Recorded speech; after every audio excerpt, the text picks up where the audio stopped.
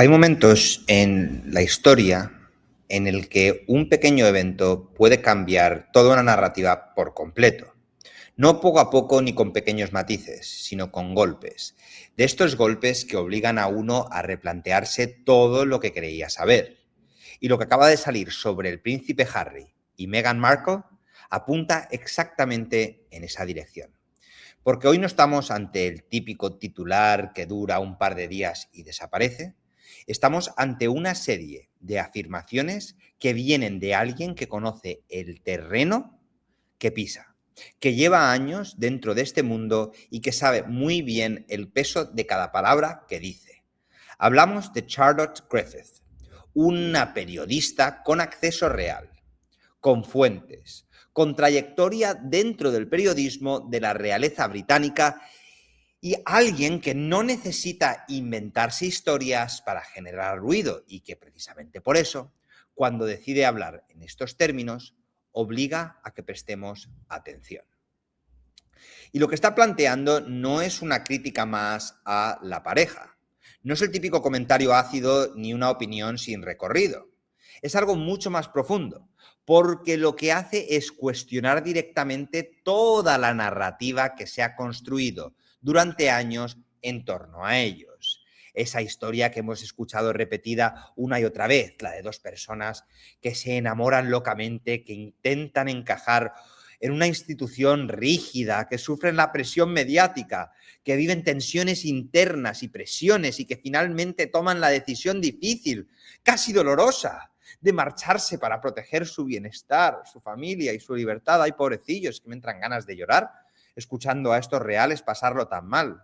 ¿A quién le importa Nigeria y el Boko Haram matando todos los días a gente cuando tenemos a pobres reales que no pueden mantener su propia intimidad dentro de la casa real? Bueno, pues ni con esa versión que han intentado vender, reforzado con entrevistas, documentales, libros de mierda, lo que conectó con millones de personas porque era emocional, porque era sencilla de entender y porque encajaba perfectamente en el relato contemporáneo de la lucha contra una institución que les oprimía. Antes de continuar, si os gusta este tipo de contenido, podéis darle a like y suscribiros, pero lo que no os voy a pedir nunca es que donéis dinero ni a mí ni a ningún youtuber. Es importante que sepáis que los youtubers ganan ya dinero de los vídeos por los anuncios. Así que no donéis ni un solo euro. Dicho esto, aparece ahora una versión donde todo se vuelve incómodo. Porque esta nueva lectura no introduciría pequeños matices ni correcciones menores, no.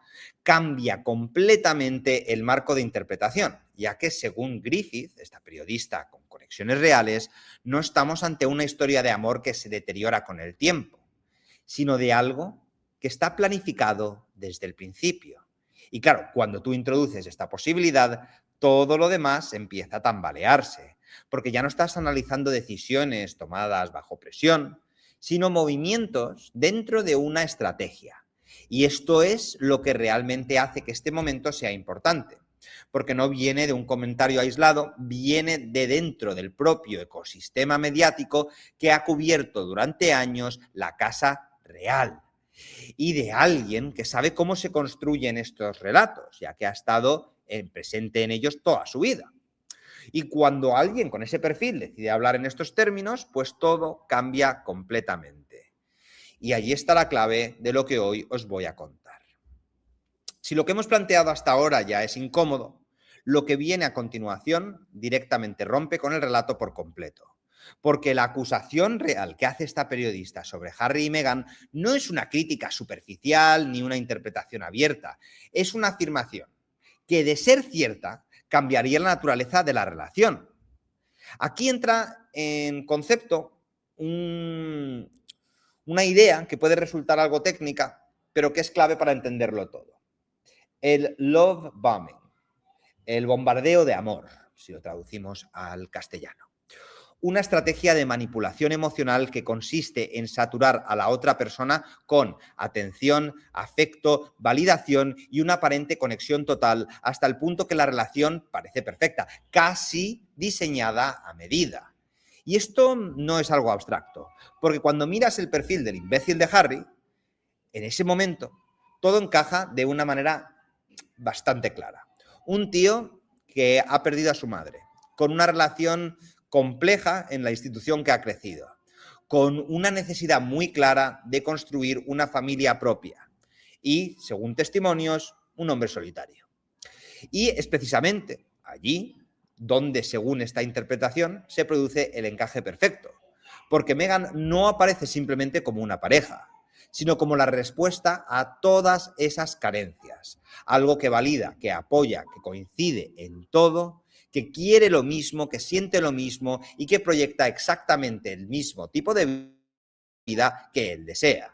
Y claro, cuando una persona siente que ha encontrado a alguien que le entiende al 100%, la capacidad de cuestionar lo que está pasando se reduce drásticamente.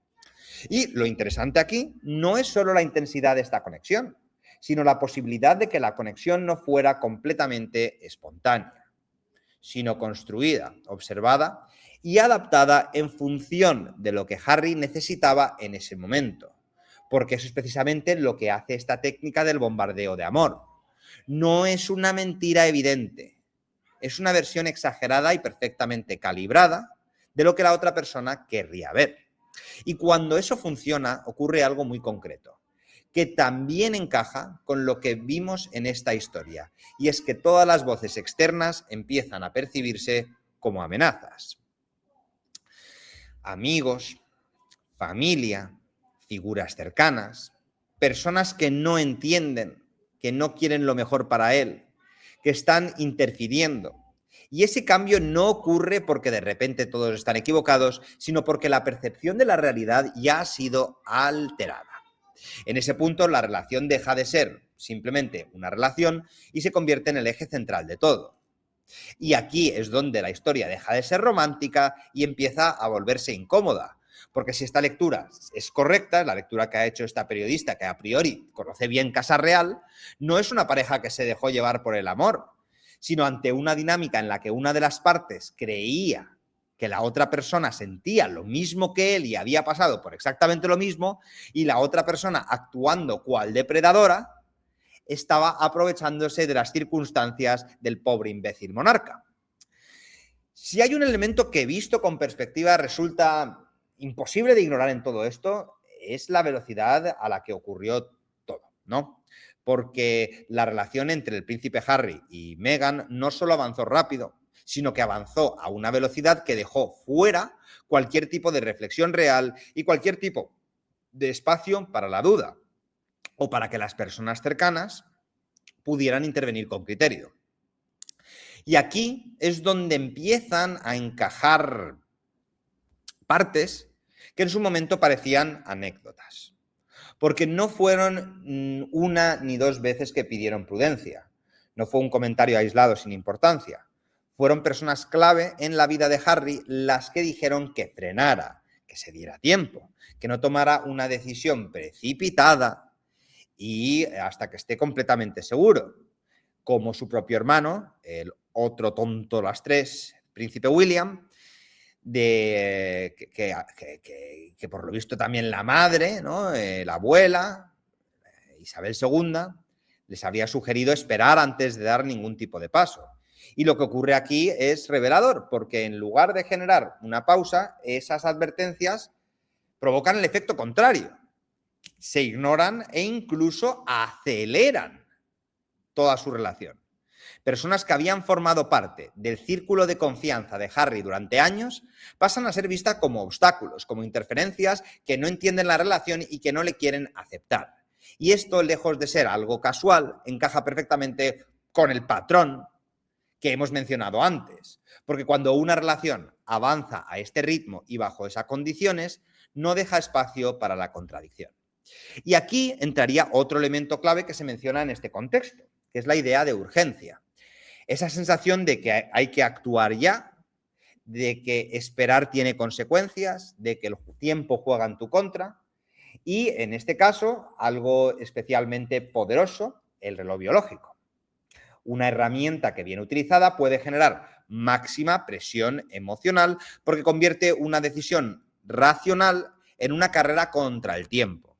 Y cuando introduces el factor reloj biológico en una relación, que ya de por sí es intensa, lo que consigues es reducir más la capacidad de análisis. Y esto es importante entenderlo bien, porque la urgencia, cuando es real, puede ser un factor legítimo, pero cuando es percibida o inducida, se convierte en un mecanismo de control muy eficaz, hacia una herramienta mucho más inmediata. Y en ese cambio de enfoque es donde se toman muchas decisiones que, vistas desde fuera, parecen precipitadas. El resultado de todo es una relación que avanza sin frenos, contra viento y marea, contra cualquier tipo de oposición. Y claro, mirando este proceso conjunto ya dejaría de parecer una historia de dos personas que se dejan llevar por el amor, sino en una persona que utiliza a otra como herramienta. Pero ojo, no estoy diciendo de ninguna de las maneras que Meghan sea la manipuladora más horrorosa del mundo y el otro un pobrecito idiota. Bueno, si el otro es un pobrecito idiota y la otra es una manipuladora, eso sería correcto. Pero el príncipe Harry debería tener la capacidad para ver lo que está sucediendo de ser verdad esto. Porque es un señor mayor, no es un niño. ¿Me entendéis? Es una persona con la suficiente experiencia como para darse cuenta de este tipo de cosas. Y si todo lo que hemos comentado hasta el momento ya resulta incómodo, lo que viene ahora cambia el tablero por completo. Porque aquí es donde aparece la idea, que si se sostiene, dinamitaría toda la base de la relación de ambos. Y es que según lo que plantea la periodista Charlotte Griffith, la salida iba a llamarle Andrew, de Harry y Meghan, de la familia real, lo que se bautizó como Megxit, no fue una reacción a los problemas, no fue una decisión tomada en un momento de crisis máxima, ni la consecuencia de tensiones que se volvieron insostenibles, sino algo que llevaba en marcha mucho antes, incluso del matrimonio, incluso antes de que la historia se presentara al mundo como ese cuento moderno de hadas que todos conocemos.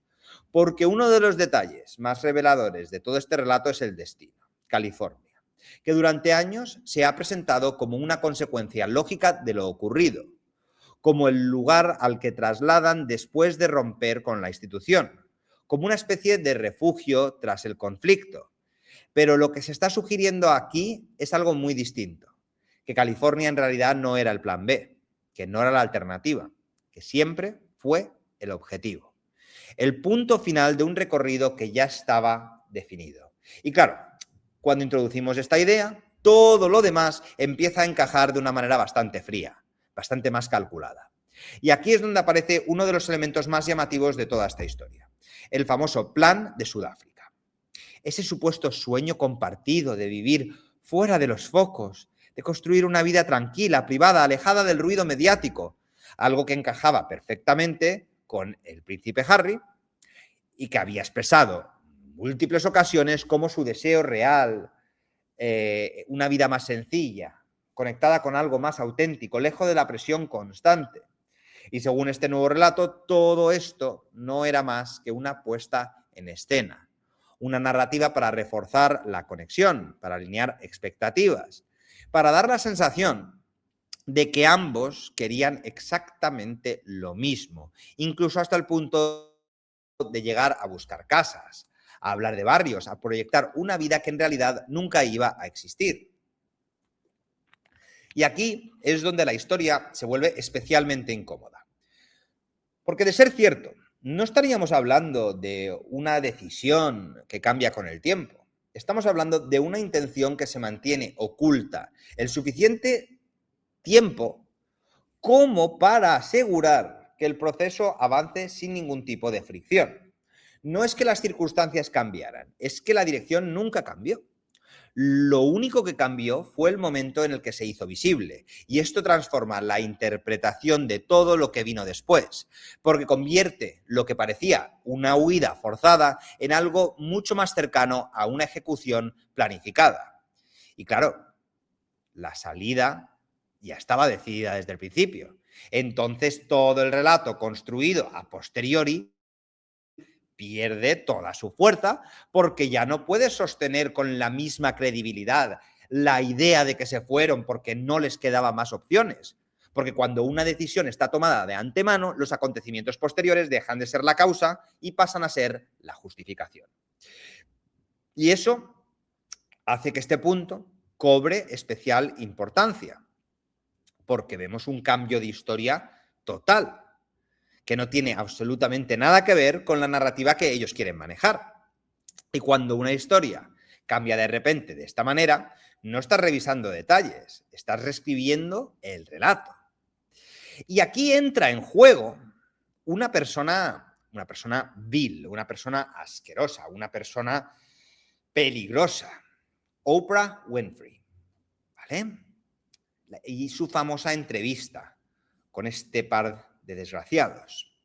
Porque fue allí donde el relato alcanzó su máxima fuerza. Millones de personas en todo el mundo escucharon directamente a Harry y Meghan contar su versión de los hechos, donde se construyó esa imagen de una pareja empujada hasta el límite, con acusaciones gravísimas, y donde se fijó la narrativa que ha dominado durante años. Pero ahora, en el análisis de la periodista Charlotte Griffith, es algo que cambia completamente el significado de ese momento, porque plantea que esa entrevista no fue una reacción a lo ocurrido, no fue una respuesta desesperada a una situación insostenible, sino algo que ya estaba en el horizonte mucho antes de que estallara. Y aquí entra en un detalle que en su momento pasó prácticamente desapercibido, pero la presencia de Oprah en la boda real de 2018, una invitación que ya resultaba extraña porque no parecía que hubiera ningún tipo de relación entre la comunicadora estadounidense y estos dos. Se explicó cómo parte del entorno mediático y social de Meghan estaba ya preparando la justificación.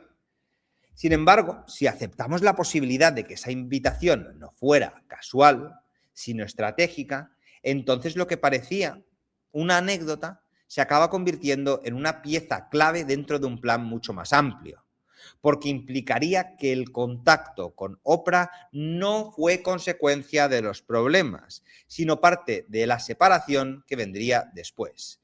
Y claro, si eso es así, la entrevista que cambió la conversación global ya estaba al menos en idea sobre la mesa antes incluso del matrimonio.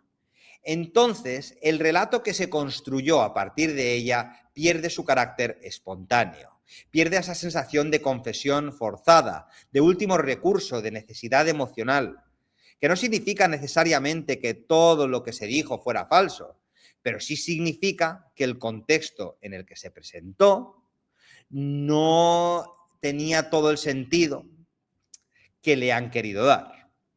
Y esto es lo que realmente lo cambia todo, porque la fuerza de aquella entrevista no solo estaba en lo que se decía, sino de cómo todo se fue acumulando para llegar a un límite insostenible y no les quedara ninguna otra opción que marcharse. Y si ahora resulta que ese momento clave estaba en cierta medida planeado de antemano, entonces la pregunta que queda en el aire es inevitable. ¿Hasta qué punto la emoción que movió a tanta gente estaba dirigida desde el principio?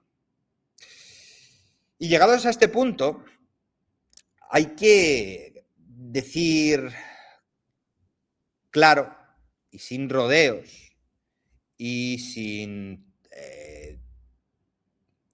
caer en la narrativa de que el príncipe Harry es una especie de víctima arrastrada por las circunstancias, alguien que simplemente se vio superado por una relación, por una dinámica o por una situación que no supo manejar. Pero es que esa lectura es completamente simplista, es insuficiente para entender lo que realmente ha ocurrido aquí. Porque aunque es perfectamente posible que el origen de todo fuera que Meghan jugara un papel activo, dominante y manipulador, calculado, eso no convierte a Harry en un espectador pasivo de su propia vida, ni mucho menos en alguien exento de responsabilidad. Porque si algo ha quedado claro cuando analizas el recorrido completo, no es solo que Meghan pudiera haber entendido perfectamente cómo influir, cómo adaptarse, cómo construir esa conexión.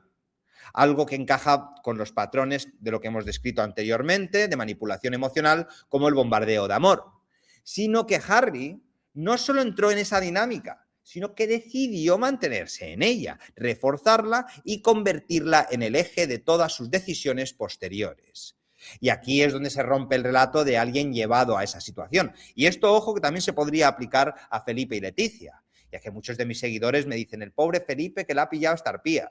El pobre Felipe tiene pelo en todas las partes de su cuerpo y cumplió la mayoría de edad hace bastante tiempo. No es un pobre niño tonto que no sabe lo que hace. Bueno, tonto es, pero es adulto. Harry, una vez más, no es un adolescente perdido, ni confundido, ni alguien incapaz de tomar decisiones. Es un adulto que tiene recursos, experiencia, acceso a información y un entorno que en su momento le advirtió.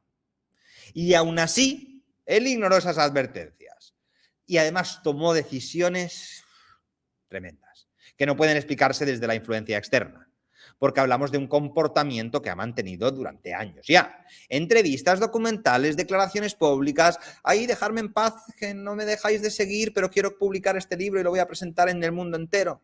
Ese tipo de victimismo que tan enfermo me pone. Y aquí es donde la figura se vuelve realmente compleja, porque por un lado puedes identificar dinámicas en las que Meghan fuera una estratega intentando ponerlo todo de su parte. Puede ser, sí. Cómo conseguirlo, cómo mantener el control de la narrativa, pero por otro lado tenemos a Harry, no como una víctima atrapada, sino como alguien que ha decidido quedarse en ese marco, que ha contribuido a sostenerlo y que ha llevado ese relato hasta sus últimas consecuencias. De hecho, hay algo especialmente revelador en todo esto y es la forma en la que Harry ha gestionado su relación con la institución y con su propia familia en los últimos años. Porque no ha sido una retirada silenciosa ni una desconexión progresiva. Ha sido una exposición constante, una utilización continua de los medios para presionar, para posicionarse y para marcar el terreno. Algo que se ve claramente en movimientos como las filtraciones sobre posibles visitas, expectativas de invitaciones o incluso el uso indirecto de sus propios hijos como elementos de negociación. Y eso no es ingenuidad, eso es estrategia.